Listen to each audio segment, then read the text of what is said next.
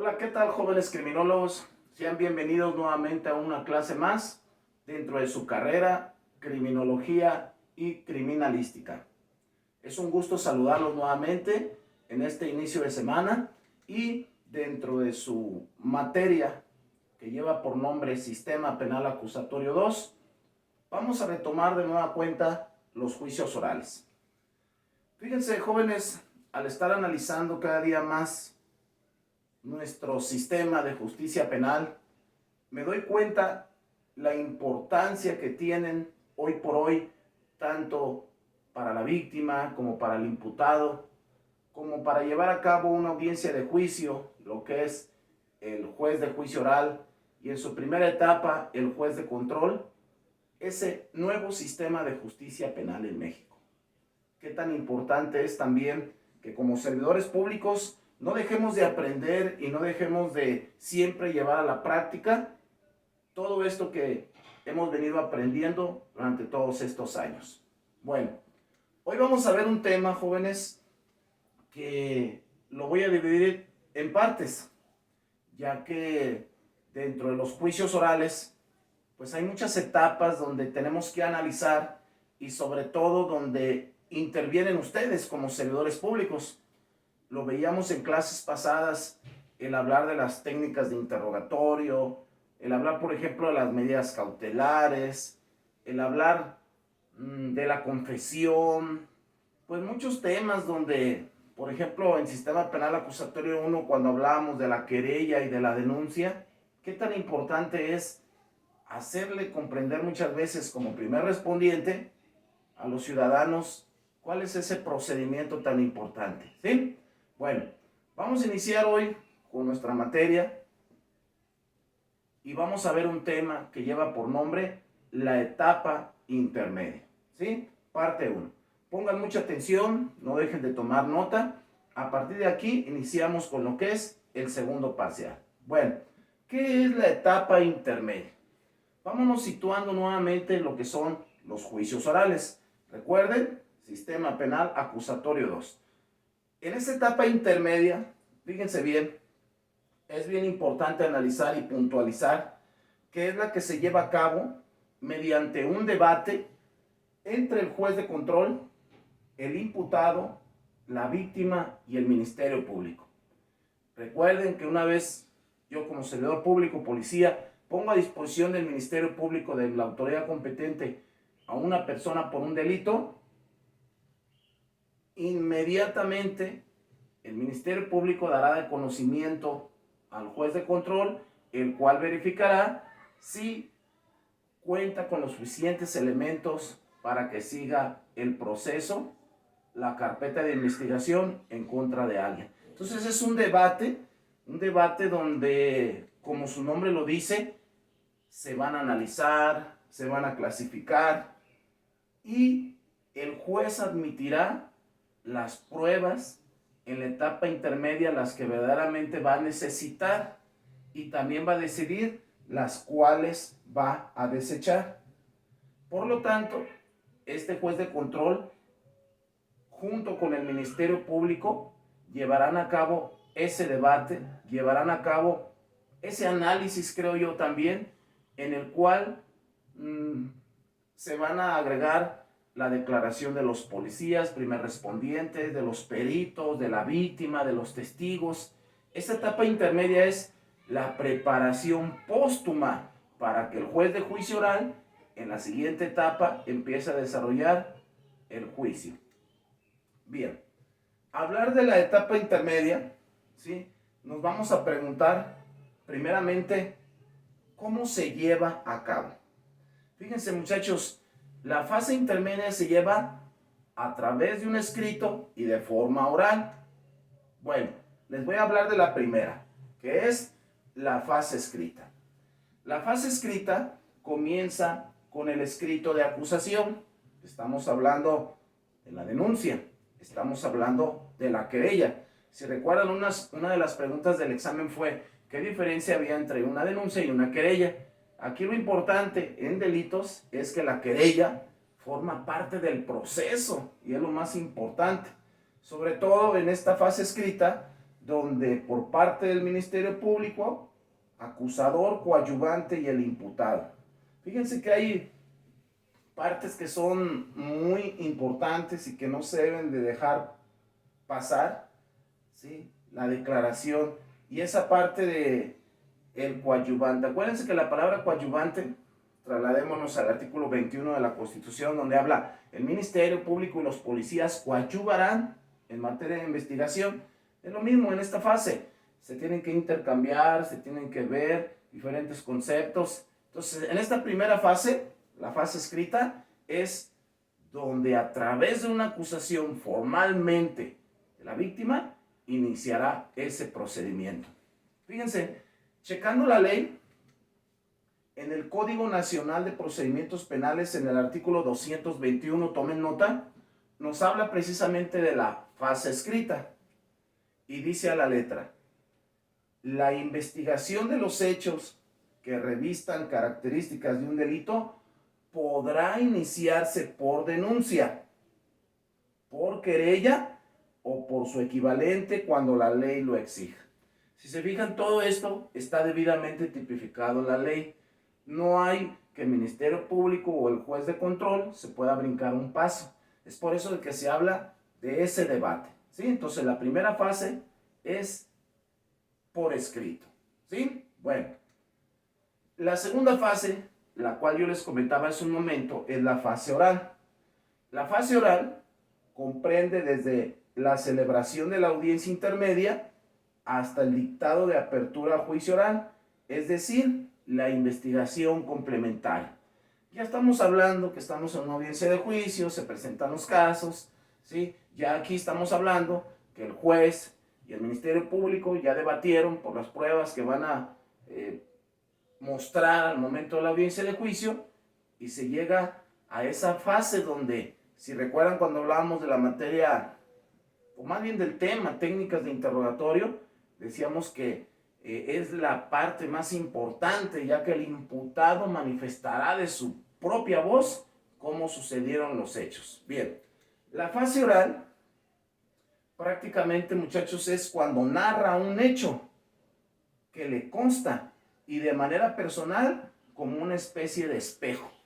Fíjense, a mí me llama mucho la atención cómo, hablando de la programación neurolingüística, hablando de los juicios orales que su servidor ha presenciado, el hecho de, en esta fase oral, la número 2, cuando el imputado está frente al juez de juicio oral, en frente del Ministerio Público, la víctima, los testigos, esta fase oral se le llama el espejo porque está declarando de una manera breve, clara y concisa los hechos que sucedieron. De hecho, el autor Miguel Carbonell nos habla precisamente de esa fase intermedia. Fíjense bien, muchachos, pongan mucha atención, vamos a escuchar al doctor Miguel Carbonell.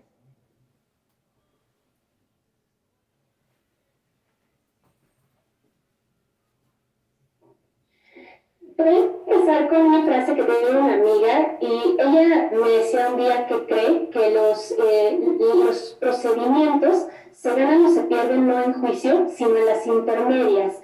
Y yo la verdad es que cada día creo que en la mayoría de los casos sí acaba siendo así. ¿Por qué? ¿Qué es la intermedia? Como tú me dices al principio, claro, es que la parte más vendible, por llamarlo así, del procedimiento ordinario, es la etapa de juicio. ¿Por qué? Porque todos vemos las películas donde llega el testigo, el abogado, y todos queríamos saber interrogar, contrainterrogar, hacer alegatos. Luego entendimos que era una etapa a la que excepcionalmente se llegaba y que además el abogado no podía pasar una audiencia inicial con calidad, pues ni siquiera iba a saber, se iban a saber interrogar, y empezó con mucha preocupación por la inicial. La realidad es que las intermedias son pocas también. Muchas intermedias acaban en cualquier otra cosa que una intermedia, es decir, en una audiencia para solución alterna, en un abreviado, porque el sistema está hecho para eso, el sistema está hecho para resolver conflictos de cualquier otra manera y excepcionalmente llegar a juicio. Y por eso se cree que pocas intermedias se ha provocado poca preocupación en primer momento aprender la intermedia, creo que hoy empieza a ser algo diferente. Intermedia yo siempre la he visto como, como un colador. ¿A qué me refiero? A ver, si vemos el procedimiento ordinario en base al artículo 211, en su mínima expresión, la etapa de investigación es un momento para recopilar, la intermedia es un momento para depurar y el juicio oral es para producir, incorporar la prueba y juzgar. La intermedia cosa que sirve para mí es como un colador, porque la investigación ya recopilé todo esto, ahora vamos a llevarlo a la intermedia para ver qué se queda y qué no se queda, qué lleva a juicio oral y qué no. Es un momento ya en una cuestión más técnica que sirve para depurar tres cosas: hechos, derecho y medios de prueba. Específicamente lo que tú me cuestionas, pues tiene que ver con un ejercicio de depuración de los medios de prueba. ¿Qué es lo que pasa? Que de pronto seguimos pensando, por ejemplo, que más prueba hace mejor prueba, que si lleva 10 testigos va a ser mejor, cuando en realidad no hay necesidad de esto y a veces puede ser hasta peor, donde por ejemplo nos damos cuenta que hay prueba ilícita, prueba impertinente, que no tiene relación con ninguna de las teorías del caso, y justo esa es la tarea de la intermedia, hacer un ejercicio de depuración. Creo que hay un tema bien importante a nivel Latinoamérica, que las intermedias realmente cumplan con sus funciones, porque de pronto estamos generando, no digo que en todo el país, intermedias donde ese ejercicio de depuración no se hace, ya sea porque las partes no lo piden o porque el juez tampoco lo permite. Seguimos un poco de pronto con la idea de, ¡ay, que se vaya a juicio! ¡Ay, yo juicio que lo revisen y que determinen! Y entonces no estamos entendiendo la riqueza y la naturaleza de una intermedia, y esto también acaba siendo una bola de nieve. ¿Por qué? Porque no es que tengamos un juicio oral con 5 testigos, acabamos con un juicio oral con 15 testigos, y eso por supuesto hace un proceso más largo, un juicio más largo, que además nos cuesta muchísimo. Esos son impuestos de todos nosotros, pagando minutos de audiencia que no son nada baratos, por cierto, y que también provoca que cuando un imputado necesita una audiencia, pues tenemos fecha para su audiencia dentro de quién sabe cuánto tiempo, y va provocando muchos problemas. Básicamente eso es lo que se tiene que hacer en la intermedia: ofrecer los medios de prueba para después debatir sobre su admisión y exclusión y establecer qué es lo que sí debe de llegar hasta la etapa de juicio.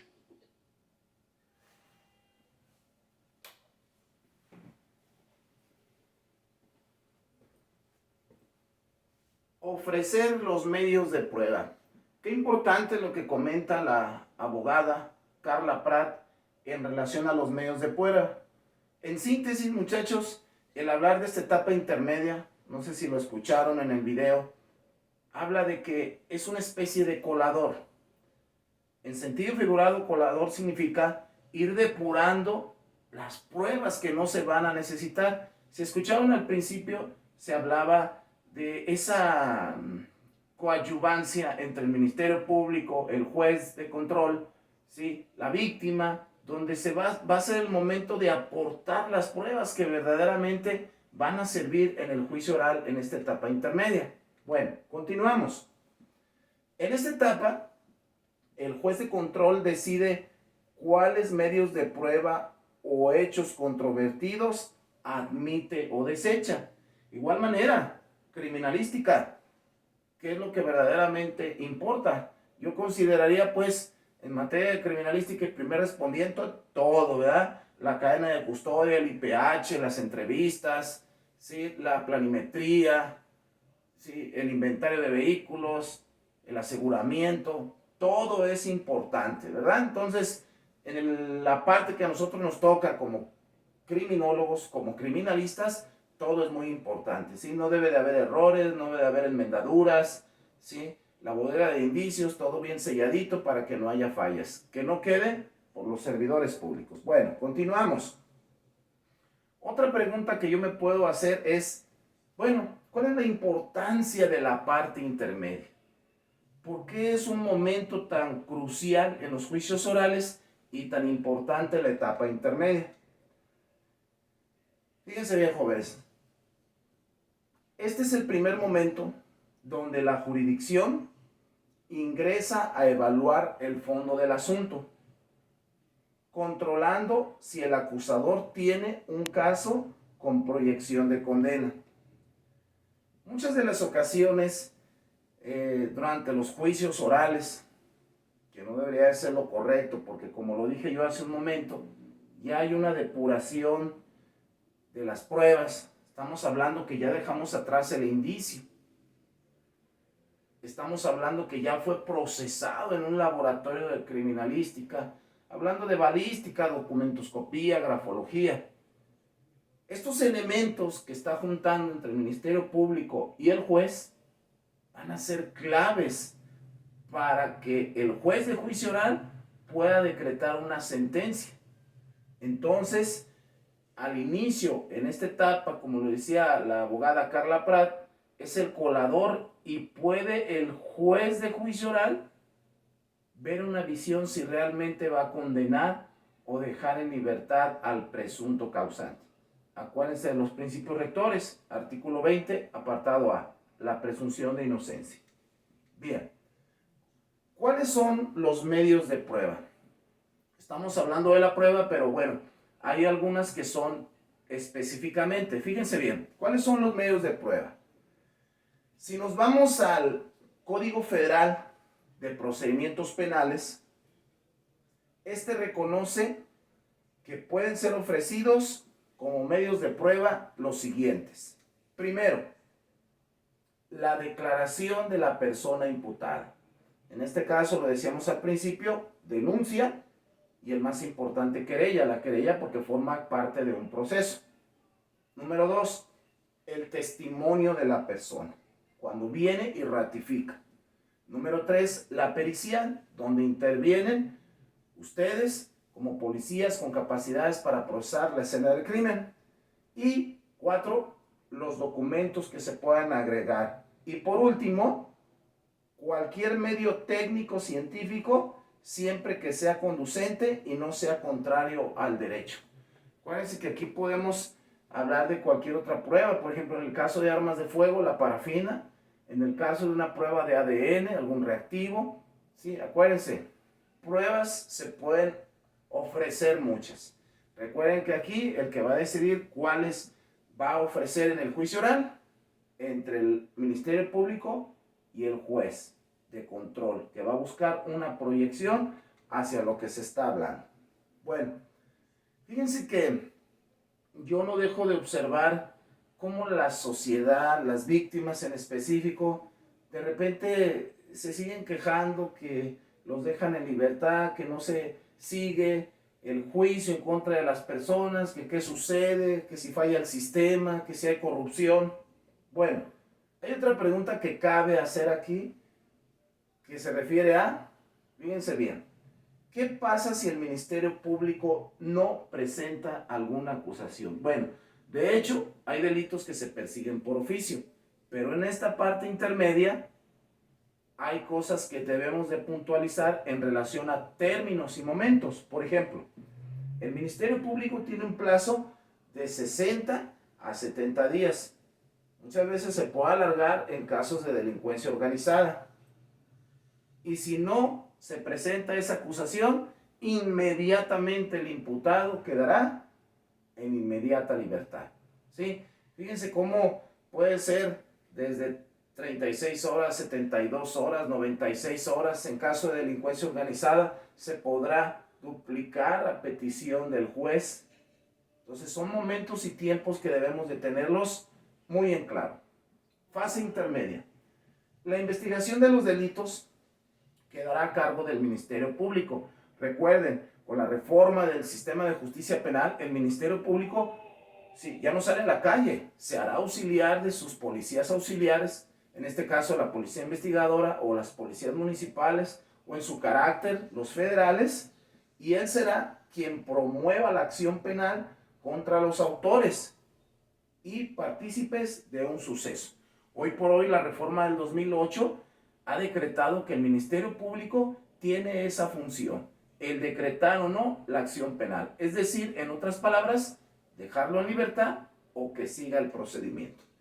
Bien, la figura del juez de control es importantísima, muchachos. Yo escuchaba al abogado una y otra vez cómo es el colador, el que va a depurar, el que va a decir si realmente se sigue o no. Aquí de repente también entran muchos, no sé si llamarle pleonasmos, lagunas o criterios que muchas veces tienen ellos, donde para mí es importante lo que se está ofreciendo, mas sin embargo para el juez de control puede resultar irrelevante.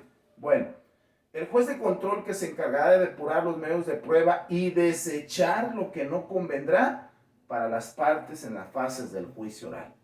Fíjense qué importante es esto. Bueno, vamos a hacer de nueva cuenta un análisis. Quiero que observen el siguiente video y lo vamos a comentar. Pongan mucha atención. El doctor Miguel Carbonell nos va a hablar relacionado a esto. Ese es, creo que uno de los temores que todos tenemos cuando enfrentamos una intermedia. A diferencia de la audiencia inicial, el código es bien claro, ¿no? Dice primero esto, luego esto, luego esto, y uno sabe a lo que va. La intermedia no. La intermedia es una audiencia que le dice al juez, bueno, tienes que llevar a cabo el debate de acuerdos probatorios, ver el tema de los incidentes, debate de admisión-exclusión, pero es una audiencia que cada vez que le enfrentamos se convierte en un reto, porque yo no sé, este juez, ¿cómo la va a llevar a cabo? Cada juez tiene una forma distinta de conducir la audiencia intermedia. Para mí el mejor consejo que creo podemos tomar para una audiencia intermedia es escuchar con cuidado. Escuchar con mucho cuidado al juez que me está pidiendo. Me está pidiendo el juez esto, perfecto, eso es lo que le doy. Hay ocasiones en las cuales creo que es inmensamente válido. Uno escucha al juez y dice, no, híjole, el juez quiere que le exponga mi teoría del caso, también mi teoría del caso y mi ofrecimiento de medios de prueba. Porque no pasa nada si hacemos algo muy natural. Preguntémosle, juez, ¿desea usted que en este momento también haga el ofrecimiento de mis medios de prueba o prefiere que lo haga más adelante? Ah, no, más adelante. Ah, perfecto. Pues creo que para mí es el punto más importante, ir escuchando con mucho cuidado al juez qué me está pidiendo y darle eso. Y si tengo dudas, no pasa nada si le preguntamos, ¿quiere usted esto o esto? O las dos cosas, para evitar problemas y que al rato me vaya a decir, yo ya te había dado el uso de la voz para eso y no me dijiste nada, como que ahora sí tienes incidentes, ¿no? Entonces, creo que es la mejor recomendación, porque efectivamente cada juez conduce la intermedia de maneras distintas, no hay una regla tan clara como con la audiencia inicial, y de ahí que vamos a tener especial cuidado cuando estemos desarrollando una audiencia de este tipo.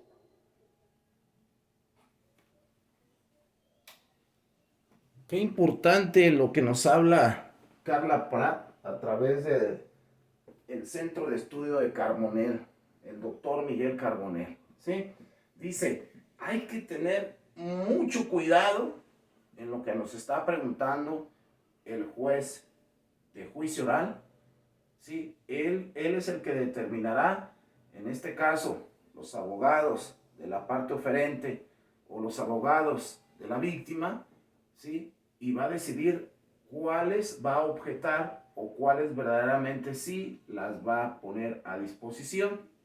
Esta etapa intermedia, muchachos, siguiendo hablando de esto, cabe nuevamente otra pregunta. Fíjense bien. ¿Qué es el ofrecimiento de pruebas? Escuchamos mucho este concepto entre abogados, escuchamos mucho este concepto entre el Ministerio Público y por supuesto por parte del juez. ¿Qué es el ofrecimiento de pruebas? Bueno, nos tiene que quedar muy claro que el procedimiento de pruebas, el ofrecimiento de pruebas, perdón, es el inicio donde se hace la formulación de la acusación. Estamos hablando, la denuncia, la acusación la presenta el Ministerio Público, ¿sí? La víctima a través de sus abogados. Deberá de ser muy preciso y el objeto de ofrecer dichas pruebas. Cuando hablamos de preciso, se refiere principalmente el pedimento. ¿Qué está pidiendo la víctima? Que se le resarza el daño, que se castigue por esa parte que se le dañó.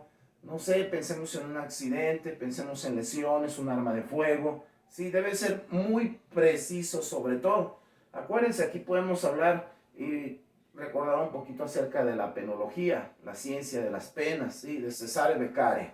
Bueno, nuevamente vuelvo a checar lo que es el Código Nacional de Procedimientos Penales. Hay un artículo que también nos habla de la etapa intermedia, que es el artículo 334.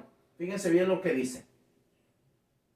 Se establece lo que será materia de juicio oral a través del ofrecimiento de medios de prueba.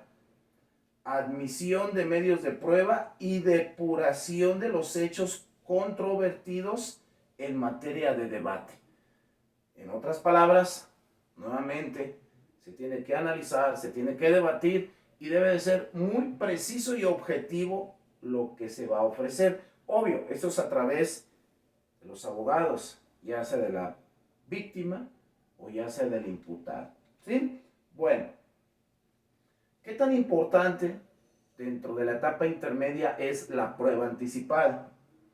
Ustedes se pueden hacer una pregunta. A ver, tómense un momento y pregúntense ustedes, jóvenes, ¿qué es la prueba anticipada?